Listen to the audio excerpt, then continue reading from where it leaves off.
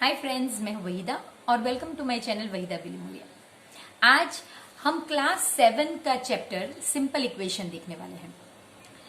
Last video में मैंने already ये लेसन स्टार्ट करके एक्सरसाइज 4.1 तक आप लोगों को एक्सप्लेन किया था। फ्रेंड्स, मैं माफी चाहूंगी कि वीडियो थोड़ा लंबा था, 43 मिनट्स का था, लेकिन इसमें क्या होता है कि जैसे हम क्लासेस 6, 7, 8 में जाते हैं, एक्सप्लेनेशन थोड़ा डीपर हो जाता है। रीजन ये होता है कि 10th स्टैंडर्ड में कई ऐसी चीजें होती है जो हम बच्चों को ऑलरेडी 6th, 7th, 8th में पढ़ाते हैं और 10th में हमें उन्हें कहते हैं कि ये तो आपने 6th में सीखा होगा, ये तो आपने 7th में सीखा होगा, ये तो आपने 8th में सीखा होगा। तो मैंने सोचा क्यों 10th में बच्चों को कहा जाए कि ये आपने नीचे सीखा होगा, क्यों ना हम इन बढ़ते बच्चों को बताएं कि प्लीज आप यहाँ पे ध्यान दीजिए, ये आपका 10th का बेस है और अगर आप इसे ठीक से करेंगे तो 10th में आपको बहुत इजी होगा। इसीलिए मैंने उस एक्सरसाइज में 4.1 में और उससे पहले थोड़ा एक्सप्लेनेशन डिटेल में किया था। आज मैं आपको एक्सरसाइज 4.2 और 4.3 कराने वाली हूँ। क्योंकि ये वीडियोस भी लंबे होंगे, मैं इन्हें 2 पार्ट में डिवाइड कर दूंगी। एक जो हमने ऑलरेडी कर लिया है, जिसका मैंने नाम नहीं दिया है पार्ट 1, ये जो 4.2 है इसे हम पार्ट 2 कहेंगे और 4.3 को हम पार्ट 3 कहेंगे। तो प्लीज फ्रेंड्स बेयर कीजिएगा अगर वीडियो थोड़ा लंबा हो, लेकिन I promise you it's going to be really really helpful for your future classes. So आइए शुरू करते हैं हमारा सफर और अपने आप को इस तैयारी में लगा देते हैं कि भाई चाहे जो हो हम तो पढ़कर रहेंगे। तो आइए फ्रेंड्स शुरू करते हैं। तो चलिए फ्रेंड्स शुरू करते हैं पहले सॉल्विंग इक्वेशन एग्जाम्पल 5 से, जो पेज नंबर 84 पे है। इक्वेशन सॉल्व करने की 2 मेथड है। जो एक्सरसाइज 4.2 में आपको बताई गई है ये एकदम सिंपल और बेसिक टेक्निक है, तो इस एक्सरसाइज के लिए हम यही टेक्निक लेंगे। 4.3 में जो टेक्निक है उसे कहते हैं ट्रांसपोजिंग।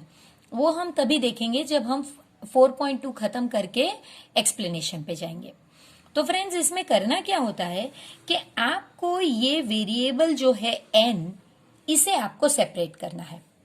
अब आप सेपरेट किस तरह करेंगे, तो आप क्या करेंगे कि पहले इससे लगा हुआ ये जो दूसरा है इसे आपको लेफ्ट हैंड साइड से हटा के राइट हैंड साइड पे भेजना है। तो हम करेंगे कैसे, ये जो 3n है ये हम ऐसे के ऐसे ही लिखेंगे। इसके बाद ये जो +7 है ये भी लिखेंगे, लेकिन इसकी ऑपोजिट साइन यानी -7 भी यहां पे लिखेंगे। अब अगर ये एडेड है, 7 यहां प्लस किया गया है तो हमें माइनस लिखना है और इज इक्वल टू के बाद ये 25 जो पहले है वो तो रहेगा ही, लेकिन क्योंकि हमने यहां पे -7 लिया है इस साइड भी हम -7 लेंगे। सो ये बैलेंस्ड इक्वेशन हो जाता है। ये तो पहले से ही था और हमने क्योंकि हम +7 निकलना चाहते थे इसलिए हमने उसकी ऑपोजिट साइड यानी -7 को दोनों साइड पे लगा दिया। अब इससे होगा क्या, ये दोनों कैंसिल हो जाएंगे क्योंकि आप जानते हैं सेम नंबर ऑपोजिट साइन, तो आंसर आ जाएगा 0। तो अभी इस साइड पे सिर्फ रह जाएगा 3n और इस साइड पे 25 - 7 यानी रह जाएंगे 18। अब हमें तो सिर्फ n चाहिए, तो ये भी हमें नहीं चाहिए, इसको भी निकालना पड़ेगा। तो ये अगर 3 के साथ मल्टीप्लाइड है n 3n, तो हमें इधर 3 को डिवाइड करना होगा। ये 3n का मतलब है 3 इंटू n, यानी 3 यहां पे मल्टीप्लाइड है तो हमें डिवाइड करना होगा। आप कहेंगे डिवाइड करने को कह रहे हैं मिस और लिख रहे हैं मल्टीप्लीकेशन, लेकिन अगर हम जो नंबर है उसके रेसिप्रोकल के साथ मल्टीप्लाई करते हैं तो वो डिवीजन का ही इफेक्ट देता है। तो हम कहेंगे डिवाइड, लेकिन हम डिवाइड ही कर रहे हैं। हम या तो आप इस तरह लिखिए या तो फिर आप इस तरह लिखिए, आपको जो 2 में से ठीक लगता है आप वो लिख सकते हैं। और इसी तरह यही चीज यहां पे भी लिखेंगे। ये कैंसिल हो गया तो अब यहां पे रह गया सिर्फ n और यहां पे रह गया 3 1 जा 3 6 जा, सो 6। जब आपका आंसर आए तो इस तरह से आपको करना है। दूसरा सम देखते हैं। दूसरा सम में है 2p - 1 = 23। पहले हमें इसे निकालना है। 2p जैसा है वैसा ही लिखना है। -1 है तो आप ये तो लिखेंगे, लेकिन इसका ऑपोजिट साइन होगी +1। इसी तरह 23 तो लिखेंगे, लेकिन हमने जो +1 यहाँ पे ऐड किया है वो यहाँ पे भी करना होगा। इसकी इफेक्ट 0 आ गई, तो इस साइड पे सिर्फ 2p और इस साइड पे 24। अब ये 2 निकालना है, तो ये 2 यहाँ पे मल्टीप्लाइड है, तो हम क्या करेंगे, आप ऐसा भी लिख सकते हैं और ऐसे भी लिख सकते हैं, आपको जो ठीक लगे आप कीजिए।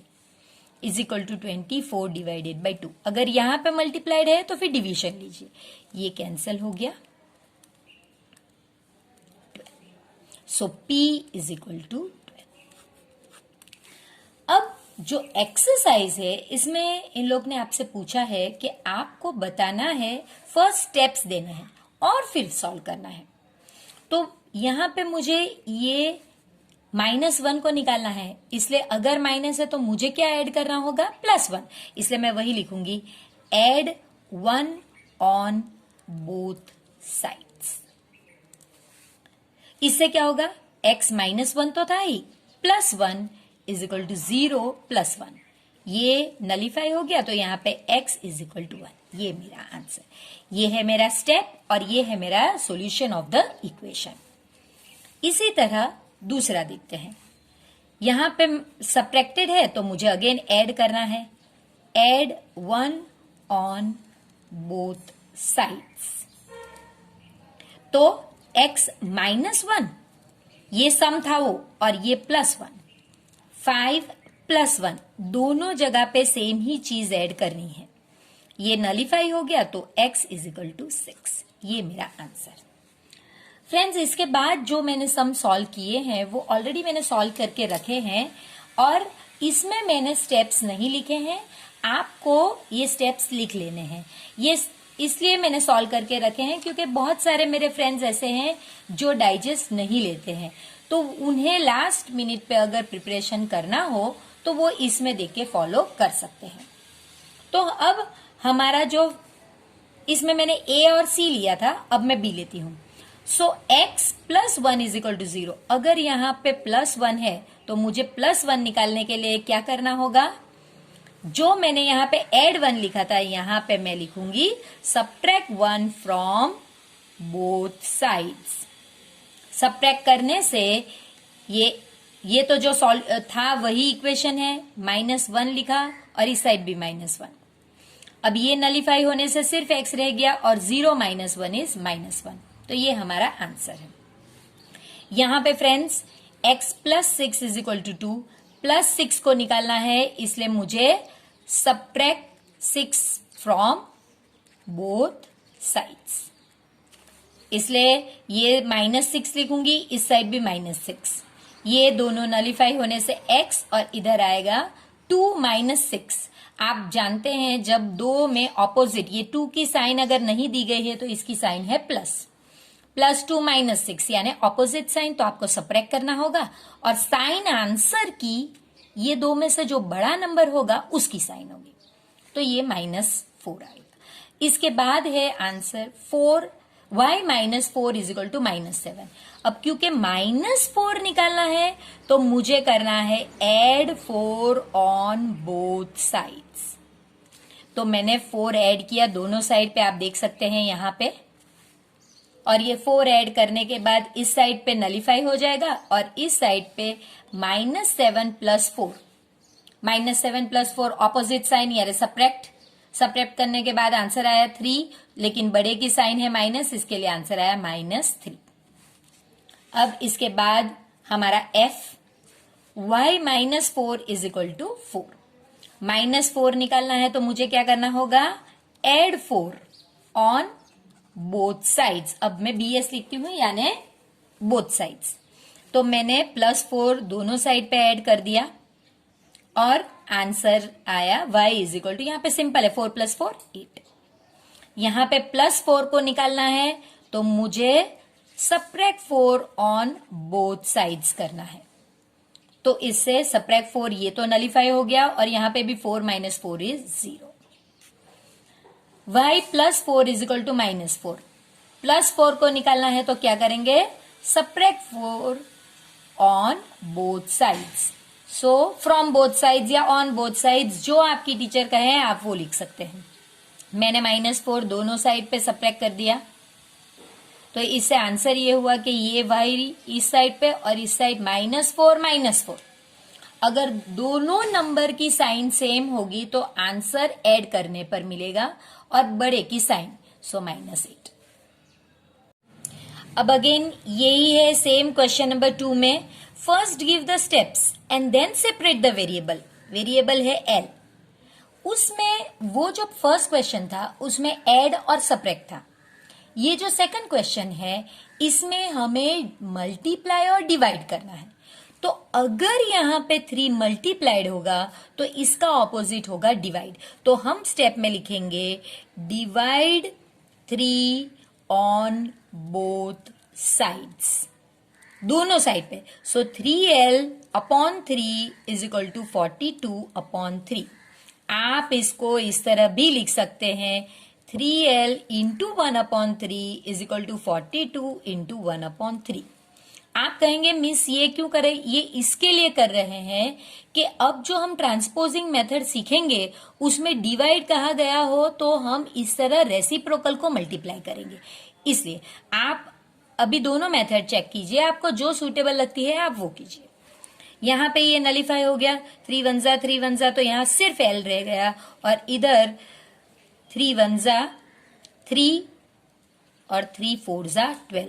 सो l इज इक्वल टू 14। अब ये दूसरा एग्जाम्पल हम देखते हैं। b divided by 2 is equal to 6। अब मुझे अगर ये वेरिएबल को सेपरेट करना है तो 2 को यहां से निकालना पड़ेगा। ये 2 जो है वो लेफ्ट हैंड साइड पे डिवीजन में है, तो इसका ऑपोजिट होगा मल्टीप्लाई। तो मल्टीप्लाई 2 ऑन बोथ साइड्स, यानी b by 2 into 2 is equal to 6 into 2। ये नलीफाई हो गया, 2 1 जा 2 1 जा, सो b इज इक्वल टू 12। ये आपका आंसर। अब मैंने ऑलरेडी दूसरे आपके लिए सॉल्व किए हुए हैं, आप देख लीजिए। p by 7 is equal to 4। अब मुझे 7 निकालना है, तो ये डिवीजन में है तो मैं यहां पे लिखूंगी मल्टीप्लाई बोथ साइड्स बाय 7। तो मैंने 7 7 मल्टीप्लाई किया, इस साइड पे मेरा नलीफाई हो गया और 4 के साथ ये दोनों चीज मैंने दोनों साइड पे की है और इसकी वजह से यहां पे सिर्फ p और 4 7 जा 28। यहां पे 4 मल्टीप्लाइड है इस सब में जिसे हमें निकालना है, तो हम क्या करेंगे divide both sides bye 4। So friends, मैंने आपको पहले भी बताया है आप इस तरह भी कर सकते हैं 4x by 4 is equal to 25 by 4, या फिर आप मल्टीप्लीकेशन इस तरह 4 का रेसिप्रोकल जो है वो मल्टीप्लाई करेंगे तो वो डिवीजन का ही काम करेगा। सो आप इस तरह से डिवाइड करके आंसर, इन एनी केस आपको यहां पे भी वही आंसर मिलेगा, x is equal to 25 by 4 और यहां पे भी वही आंसर मिलेगा। इसके बाद नेक्स्ट सम जिसमें 8y इज इक्वल टू 36, यहां से 8 निकालना है जो y के साथ मल्टीप्लाइड है, तो डिवाइड बोथ साइड्स बाय 8। तो 8 से डिवाइड किया, यहां पे 1 यानी सिर्फ y और यहां पे पूरा आपके टेक्स्ट बुक में आंसर 36 बाई 8 है, लेकिन हम इसे और सिंपल फॉर्म में रख सकते हैं। आगे डिवाइड करें तो हम इस तरह से इसको डिवाइड कर सकते हैं। आप ये आंसर लिखते हैं तो भी राइट है टेक्स्ट बुक के हिसाब से, लेकिन जो फर्दर क्लासेस में जब आप जाओगे तो आपको सिंपलेस्ट फॉर्म तक कैंसिलेशन करना होगा, तो वहां आंसर ये भी राइट है। इसके बाद z by 3 is equal to 5 by 4। 3 को यहां से निकालना है, मुझे सिर्फ z चाहिए क्योंकि वही वेरिएबल है। तो 3 लेफ्ट हैंड साइड पे डिवाइडेड है, तो हमें लिखना है उसका opposite multiply both sides by 3। तो मैंने मल्टीप्लाई कर लिया है फ्रेंड्स, और ये कैंसिल होके z और इधर 5 3 जा 15 अपॉन 4, तो ये आपका आंसर। अब हम सम g देखते हैं जिसमें a divided by 5 is equal to 7 divided by 15। यहाँ पे हमें इस 5 को निकालना है जो डिवीजन में है। तो हम जो स्टेप्स दिए गए हैं उसमें हम लिखेंगे मल्टीप्लाई बोथ साइड्स बाय 5। तो हम मल्टीप्लाई करेंगे दोनों साइड्स को 5 से, और इससे हमारे ये साइड पे तो इफेक्ट ए ही रहेगा, और इस साइड पे जब हम 7/15 इंटू 5, 5 1 जा 5 3 जा, सो 7/3 आंसर आएगा। अब ये जो है 2t इजिकल टू -10, t सिर्फ हमें रखना है, 20 को निकालना है। 20 इस साइड पे मल्टीप्लाइड है, तो हम लिखेंगे डिवाइड बोथ साइड्स बाय 20। तो हमने डिवाइड किया। Again either you can write 20t/2 और दिस वे। सो ये कैंसिलेशन होने के बाद t इज इक्वल टू, अब यहां पे 10 1 जा 10 2 जा, लेकिन ये माइनस साइन जो बच गई है वो यहां पे आएगी। सो t इज इक्वल टू -12। अब फ्रेंड्स ये आंसर मेरी टेक्स्ट बुक में पीछे हाफ लिखा है, सो आइदर मेरी टेक्स्ट बुक में मिसप्रिंट है या फिर ये आंसर टेक्स्ट बुक में गलत दिया गया है। आंसर -12 ही आएगा, अगर ये सम है तो हाफ नहीं आएगा। अब एक और स्टेप, फर्स्ट क्वेश्चन में प्लस और माइनस करना सीखा, सेकंड क्वेश्चन में हमने देखा मल्टीप्लाई या डिवाइड करना। अब हम कॉम्बिनेशन देखेंगे। तो अगर इस तरह का आपको सम दिया गया है, इसमें भी आपको स्टेप्स ही लिखने के, लेकिन अगर ये कॉम्बिनेशन है तो जहां हमने क्वेश्चन नंबर 1 और 2 में एक एक स्टेप लिखा, यहां पे 2 स्टेप्स होंगे। तो वो कैसे? पहले हम हमेशा जो प्लस और माइनस जो सेपरेट होते हैं, जो वेरिएबल के साथ नहीं है, उन्हें अपनी जगह से हटाएंगे। सो ये माइनस है तो हम क्या करेंगे, एड 2 ऑन बोथ साइड्स। इससे होगा ये 3n - 2, ये जो सम है वो ओरिजिनल, +2 इज इक्वल टू 46 + 2। ये तो हमारा जो फर्स्ट क्वेश्चन है उसी तरह नलिफाई होके 3n इज इक्वल टू 48 हो गया। अब सेकंड क्वेश्चन की तरह ये मल्टीप्लाइड है, तो हम क्या करेंगे, divide both sides by 3। So 3n/3 is equal to 48/3। ये तो नलिफाई होके 1 आ गया, n सिर्फ n, और ये हो गया 4 1 जा 4 और 4 6 जा, सो ये 16। ये हमारा आंसर। इसके बाद इसी स्टाइल का दूसरा क्वेश्चन है जो हम फिर से देखेंगे। इसमें भी हम पहले क्या करेंगे, ये जो +7 है इसे निकालेंगे। अगर +7 है तो फ्रेंड्स हमें क्या करना है, इसका opposite, subtract 7 on both sides. ये फ्रेंड्स इंग्लिश की एग्जाम नहीं है, मैथ्स की एग्जाम है। तो ये स्टेटमेंट आप क्या लिखते हैं वो टीचर को समझ में आना चाहिए, वो ग्रामेटिकली राइट होना चाहिए, ये जरूरी नहीं है। आप एक में ऐसा लिखे सब्ट्रैक्ट 7 ऑन बोथ साइड्स, आप किसी में लिखिए subtract both sides by the number 7, जो आपको ठीक लगे, लेकिन उसका मैसेज राइट जाना चाहिए। सो 5m + 7 जो ओरिजिनल है उसमें -7 और 17 - 7, ये दोनों तो नलिफाई हो गए, तो 5m is equal to 10।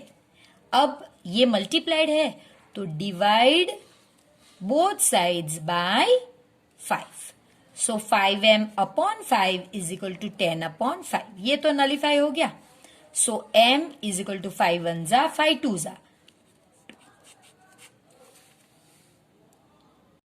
Friends ये एग्जाम्पल 6 है जो इस एक्सरसाइज के बाद है, लेकिन मैंने इसे यही सॉल्व किया है क्योंकि ये जो एग्जाम्पल है वो इसी एक्सरसाइज के रिलेटेड है, वो 4.3 के रिलेटेड नहीं है, इसलिए हम इसे इस एक्सप्लेनेशन के साथ ही ले लेंगे। सो सम है 12p - 5 इज इक्वल टू 25। पहले -5 हटाना है तो मुझे ऐड करना पड़ेगा, add 5 on both sides. 5 add करने से, दोनों साइड पे ऐड करने से इस साइड पे तो नलिफाई इफेक्ट यानी 12p, और इस साइड 25 + 5 हो गया मेरा 30। अब क्योंकि 12 मल्टीप्लाइड है तो हम लिखेंगे डिवाइड बोथ साइड्स बाय 12। तो ये डिवाइड होने के बाद p इज इक्वल टू 5/2। अब ये जो थर्ड सम है इसमें है 20p/3 इज इक्वल टू 40। अब पहले हम इसे निकालेंगे यहां से। आप चाहे तो आप इसको भी निकाल सकते हैं, आप चाहे तो आप इसको भी निकाल सकते हैं। ये मेथड फर्स्ट यानी 4.2 के लिए है। 4.3 में इसकी मेथड टोटली अलग ही हो जाएगी, जो मैं आपको यहां पे दिखाऊंगी, इसीलिए मैंने ये दो पार्ट करके रखे हैं। सो पहले ये डिवाइड करेंगे, डिवाइड है तो हम लोग मल्टीप्लाई करेंगे। Multiply both sides by 3। So 20p/3 into 3 is equal to 40 into 3। 20p is equal to 120। अब 20 मल्टीप्लाइड है तो मैं करूंगी divide both sides by 20। So 20p/20 is equal to 120/20। So p is equal to 6। ये मेरा answer है। जबकि अगर मैं जो एक्सरसाइज 4.3 के हिसाब से ट्रांसपोजिंग वाली मेथड लेती हूं तो ये सब एकदम ही इजी है। आपको करना क्या है कि p के साथ कौन सा नंबर है, ये पूरा ही फ्रैक्शन p के साथ है। सो p के साथ फ्रैक्शन कौन सा है, 20/3। आपको लिखना है मल्टीप्लाई राइट हैंड साइड, सिर्फ यहां पे मल्टीप्लाई करना है, बाय रेसिप्रोकल ऑफ 20/3। इसका रेसिप्रोकल यहां पे जाएगा। सो ये 20 वाला पूरा निकल ही जाएगा, यहां पे सिर्फ p रहेगा, यहां पे 40 इंटू 3/20, क्योंकि रेसिप्रोकल ऑफ 20/3 क्या होता है, 3/20। यानी इस चीज को यहां से अगर मुझे निकालना है तो इसको पूरा ही निकाल दो और इधर उसका मल्टीप्लीकेशन में उसका रेसिप्रोकल ले लो। बस 21 जा 22 जा। सो p इज इक्वल टू 6। ये मेथड फिलहाल थोड़ी कंफ्यूजिंग लग सकती है क्योंकि अभी तक हमने ये किया नहीं है, लेकिन बिलीव मी ये बहुत इजी मेथड है और 12th तक आपको यही मेथड चलेगी। इसलिए अभी आपको थोड़ा डिफिकल्ट लग रहा है, लेकिन हम लोग बहुत सारे सम्स करने वाले हैं तो फिर तो इजी हो जाएगा। आगे बढ़ते हुए फ्रेंड्स, ये सेम इसी टाइप का सम है। पहले हम डिवीजन को निकालेंगे तो हम लिखेंगे multiply both sides by 10। 3p/10 into 10 multiply किया, इस साइड भी मल्टीप्लाई करना है, ये cancel. So 3p is equal to 60। अब हम क्योंकि 3 मल्टीप्लाइड है, अब हम लिखेंगे divide both sides by 3। So 3p/3 is equal to 60/3। ये तो हो गया, 3 1 जा 3 20 जा। सो p इज इक्वल टू 20। यही चीज अगर ट्रांसपोजिंग से करनी हो तो हम कैसे करेंगे, सिर्फ ये वाला जो है इसको निकालने के इधर सिर्फ उसका रेसिप्रोकल मल्टीप्लाई करने का। सो और वो भी सिर्फ राइट हैंड साइड पर। So multiply right hand side by reciprocal of 3/10। तो यहां पे सिर्फ p रहेगा और यहां पे मल्टीप्लाई बाय इसका रेसिप्रोकल यानी 10/3। 3 1 जा 3 2 जा। सो p इज इक्वल टू 20। ये मेथड और ये मेथड आपके लिए दोनों रेफरेंस के लिए है, आप देख के फिर डिसाइड कर सकते हैं। अब सॉल्व द इक्वेशंस।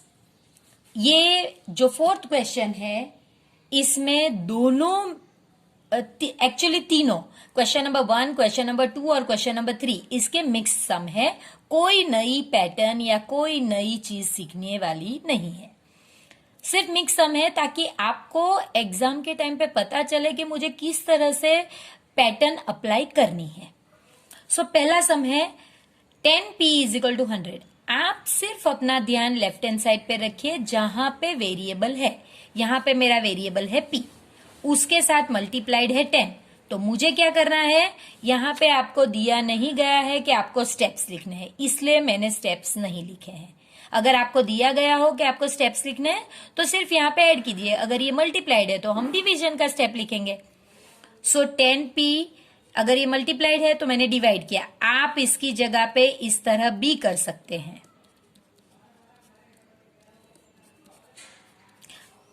वही चीज मैंने की है, सिर्फ उसका रेसिप्रोकल से मल्टीप्लाइड किया है तो वो डिवीजन का इफेक्ट ही देगा।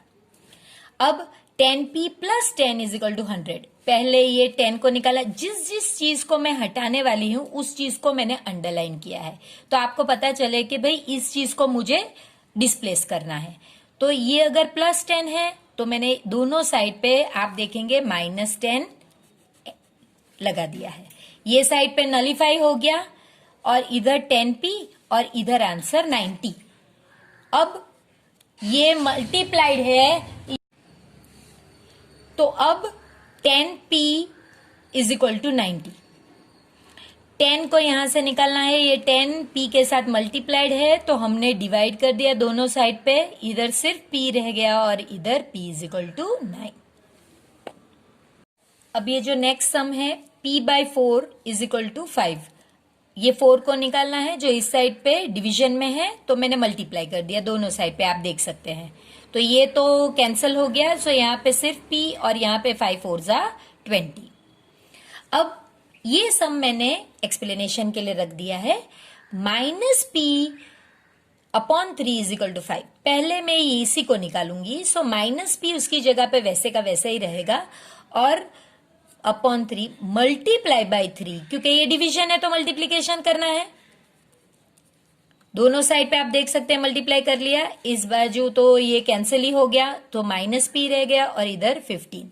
अब आंसर में हम ऐसे नहीं लिख सकते क्योंकि आंसर में जो वेरिएबल है उसकी साइन पॉजिटिव होनी चाहिए, ये नेगेटिव साइन नहीं चाहिए। तो जब एक रूल है कि जब आपके पास इज इक्वल टू में इधर एक नंबर हो, एक वेरिएबल या नंबर, और इधर एक वेरिएबल या नंबर, आप इसकी साइन इसे दे सकते हैं। तो वेरी नेक्स्ट स्टेप में आप इसे -15 कर सकते हैं। ये आपका राइट आंसर है। सो वेरिएबल हमेशा पॉजिटिव ही रखना चाहिए और ये जो नेगेटिव साइन है वो यहां चले। ये तभी हो सकता है जब यहां पे सिर्फ एक वैल्यू हो, सॉल्व करके एक वैल्यू, कोई एक्सप्रेशन ना हो, नहीं तो रूल चेंज हो जाता है। इसके बाद ये एक और सम है 3p/4 इज इक्वल टू 6। सो मैंने ये पूरा ही रेसिप्रोकल, ये पूरा ही नंबर ले लिया, फ्रैक्शन 3/4। तो एक्चुअली अगर मैं देखूं तो इसे मैं 2 स्टेप में कर सकती हूं। एक स्टेप कुछ ऐसा, 3p/4 इंटू 4, इसको निकालने के लिए 4 मल्टीप्लाई करना पड़ेगा, और इसको निकालने के लिए ये मल्टीप्लाइड है तो इसको निकालने के लिए डिवीजन। इसलिए सिंपल चीज क्या है हमें याद रखना है, अगर फ्रैक्शन है तो आपको उसको उसके रेसिप्रोकल के साथ मल्टीप्लाई करना पड़ेगा दोनों साइड पे। सो मैंने देखा कि आप दोनों साइड पे रेसिप्रोकल के साथ मल्टीप्लाई करते हो तो आपका answer p is equal to 8 आता है।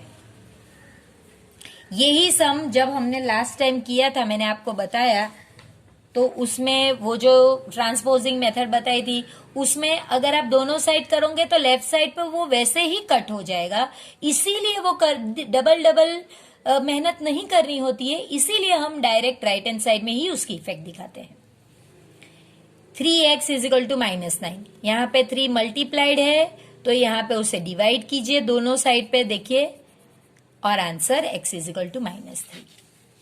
इसके बाद 3s plus 12 is equal to 0। पहले 12 निकालना है क्योंकि 12 एडेड है, हम दोनों साइड पे सबट्रैक्ट करेंगे। सबट्रैक्ट करके ये तो नलीफाई होके 3s रह गया और इधर 0 -12 रह गया। अब 3 मल्टीप्लाइड है तो मैंने दोनों साइड पे डिवाइड किया और इसी से मेरा आंसर -12 डिवाइडेड बाई 3 आप देखेंगे -4 आता है, इसलिए मेरा answer -4। h sum 3s is equal to 0। So 3 निकालना है, मल्टीप्लाइड है तो डिवाइड किया दोनों साइड पर। इस साइड पे तो ठीक है s, लेकिन इधर 0/3 any number which is divided, माने के ऊपर 0 और नीचे एनी नंबर रहेगा तो आंसर 0 ही आएगा। अब है सबसे simple sum 2q is equal to 6। तो 2 को निकालना है, मल्टीप्लाइड है तो मैंने दोनों साइड पे डिवाइड किया है और सिर्फ कैंसिलेशन करने से Q इज इक्वल टू 3। आप फ्रेंड्स अगर चाहें तो वीडियो पॉज करके अपनी स्पीड पे भी ये सम सॉल्व करके आंसर्स मेरे आंसर्स के साथ चेक कर सकते हैं। 2Q minus 6 is equal to 0। अब पहले जो एक्स्ट्रा चीज है उसे निकालनी पड़ेगी, तो वो माइनस है तो मैंने दोनों साइड पे प्लस कर दिया। इससे यहां पे कैंसिल होके ये 2 का आंसर तो 0 आ गया, तो वो लिखने की जरूरत नहीं है। So 2Q is equal to 0 plus 6 is 6। अब 2 मल्टीप्लाइड है तो उसे निकालने के लिए दोनों साइड पे बोथ साइड्स पे डिवाइड बाई 2 करेंगे, तो Q इज इक्वल टू 3। इसके बाद सेम यही सम है, लेकिन जो 6 वहां पे माइनस था यहां पे प्लस है, लेकिन उससे पूरा ही आंसर चेंज हो जाएगा। सो पहला काम, इधर प्लस 6 है तो मैंने दोनों साइड पे माइनस 6 किया। ये 2Q रह गया क्योंकि ये सेम नंबर ऑपोजिट साइड, तो कैंसिल हो गया। 2Q is equal to minus 6। उसके बाद ये 2 को निकालना है जो मल्टीप्लाइड है, तो मैंने दोनों साइड पे डिवाइड किया, इससे Q is equal to minus 3। ये last sum of the exercise 2Q plus 6 is equal to 12। पहले ये 6 निकालेंगे, प्लस है तो हम क्या करेंगे फ्रेंड्स, माइनस सब्ट्रैक्ट करेंगे दोनों साइड पे, तो मैंने सब्ट्रैक्ट किया दोनों साइड पे माइनस 6। फिर 2Q इज इक्वल टू 6। अब ये 2 मल्टीप्लाइड है तो मैंने दोनों साइड पे डिवाइड किया और Q is equal to 3। Friends इसके साथ हमारी एक्सरसाइज 4.2 कंप्लीट हो गई है, जो मेरा पार्ट 2 है वीडियो का। अब हम इसके बाद पार्ट 3 देखेंगे, जो ट्रांसपोजिंग मेथड है। अगर ये वीडियो आपको थोड़ा भी इंफॉर्मेटिव लगा हो तो प्लीज चैनल को सब्सक्राइब कीजिए, लाइक कीजिए और अपने फ्रेंड्स के साथ शेयर कीजिए, और वो बेल आइकन दबाना प्लीज मत भूलिए, क्योंकि इसी से नोटिफिकेशन आपको मिलती रहेगी।